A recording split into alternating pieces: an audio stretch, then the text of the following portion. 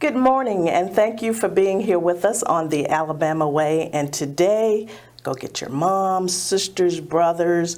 We're going to talk about self-defense, and we've got someone here today who's going to talk to us and tell us how to protect ourselves. We're so glad to have you in your studio, you and your lovely wife. We're going to have her on another segment here, but I believe it's called LaBCaF. Do I have it right? That's right, LaBCaF. Okay. I have with me Cranford Blackmon, and he's going to talk to us about LaBCaF. But first, that's LaBCaF. Now, kind of tell us what that means. Right. And that acronym stands for Legs and Brains, Claws, and Fangs. And it's what we wanted to say so that the women we teach would know they always have something. There is always something they can use to get themselves out of a situation, whether it's their brain just thinking ahead how to get out of it, or their legs to run away, or their claws and fangs how to fight out of a situation. There's always something they have that they can use to get out of a bad situation. Now, Cranford, how long has your organization been around? Well, we actually started building it a long time ago, but only this year in January did we start actually doing classes. Okay. So, and you had to think it was really important to do this. Why? Well, this started way back when I first started thinking about it when I was a young fellow in college.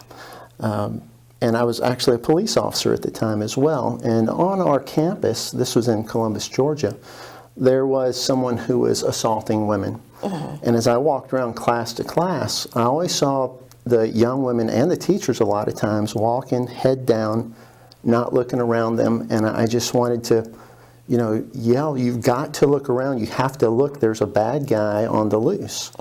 And that's when I started realizing no one tells women how to be, to make themselves safe.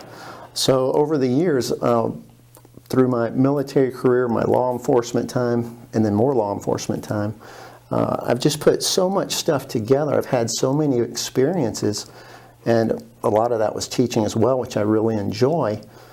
I started putting that together, saying I need to build a program for women to be safe.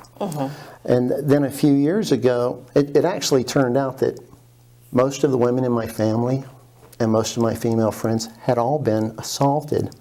So I was really shocked because it's not something we men realize as much. We don't feel the threat like women do. Right. So I was shocked to find out how many of the women I knew had actually been assaulted or sexually assaulted. And then a very close friend of our family, who's like a daughter to us, was assaulted terribly.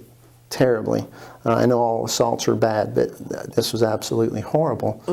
And it's when we decided, okay, that's enough. I have to make something right now.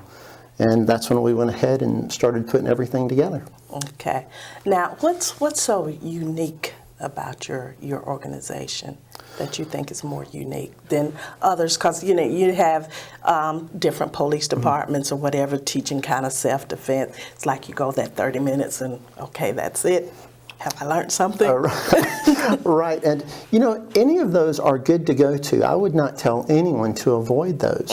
Anything you can learn is great.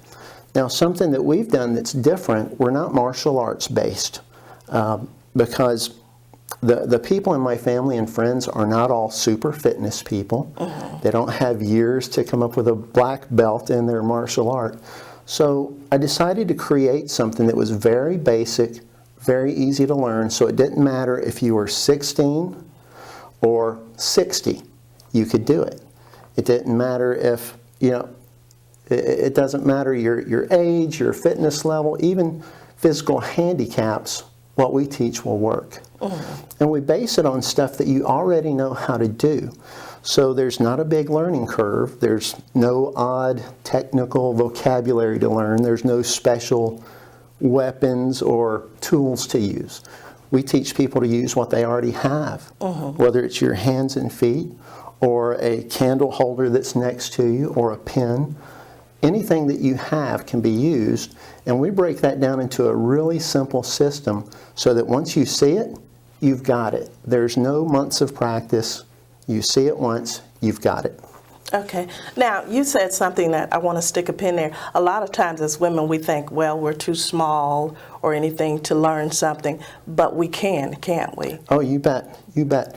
There's a lot of responses that the human body has that when you know how to treat a body a certain way, it will respond the way you want. Like there's a very soft place right on the front of your neck here, and just barely pushing your hand inside will cause a body to involuntarily duck down and backwards, which will immediately put somebody off balance.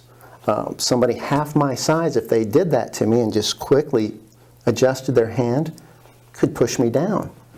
And I'm 210 pounds, so there are some very simple things that you can do, especially when you know what the places on the body are.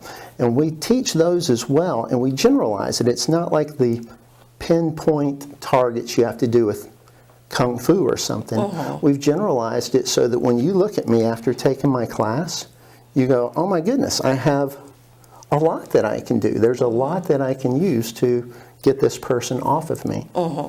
Now, Cranford, let me ask you something. What is one of the biggest mistakes us women make, when we're kind of out there by ourselves? Because you were saying, you were looking long years ago and I think we don't pay attention to our surroundings.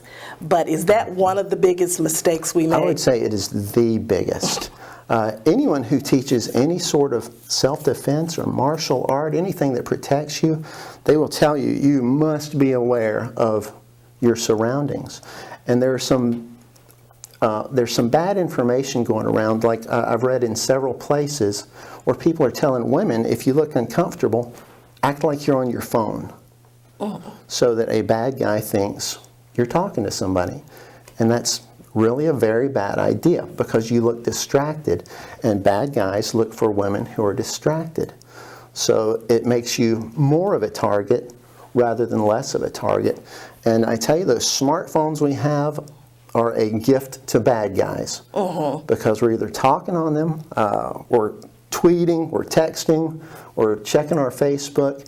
And anytime you walk down the mall, it's a wonder you don't run into everyone, because they're all walking looking at their hands. That's so true. So that is the biggest issue. If you're not aware, it doesn't matter if you're special operations trained and a black belt in 3 different martial arts. If you're not aware of what's going on around you, you can be taken.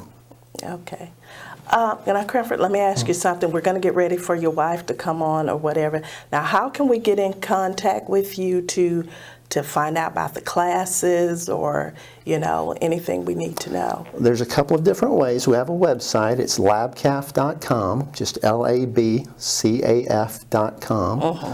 We have a blog on there, and we do weekly articles, just how to be safe, or things that we've found that we would like to share with people. There's also a contact page. All of our classes are listed there.